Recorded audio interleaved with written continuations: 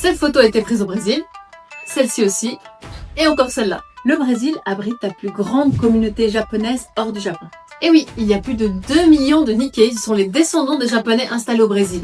Et ils sont principalement concentrés à São Paulo. Tout commence le 18 juin 1908. Lorsque le navire Kasatomaru accoste au port de Santos, avec 781 premiers immigrés japonais. À l'époque, le Brésil, suite à l'abolition de l'esclavage, manquait cruellement de main-d'œuvre agricole, notamment pour les plantations de café de l'état de São Paulo. De son côté, le Japon connaissait une crise démographique, une pauvreté rurale et un manque de terre. Tout ceci a poussé les familles à chercher des opportunités ailleurs. Jusque dans les années 80, environ 260 000 Japonais sont arrivés au Brésil. Et ça n'a vraiment pas été facile pour eux, déjà avec la barrière de la langue et aussi les différences culturelles très importantes. À cela s'ajoute que les conditions de travail dans les fazendas étaient très précaires. Beaucoup quittent alors les plantations pour aller s'installer en ville, principalement à São Paulo, dans le quartier de Liberdade qui devient alors le cœur de la communauté japonaise. Et à partir de là, des commerces, des écoles enseignants japonais, des associations japonaises se sont implantées sur place, intégrant de façon durable la culture nippone au Brésil. L'un des plus grands apports culturels des immigrants japonais est un sport, et c'est le judo.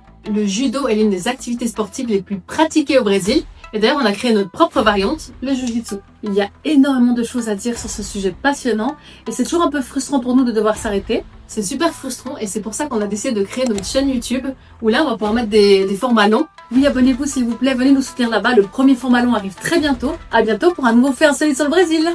Bisous!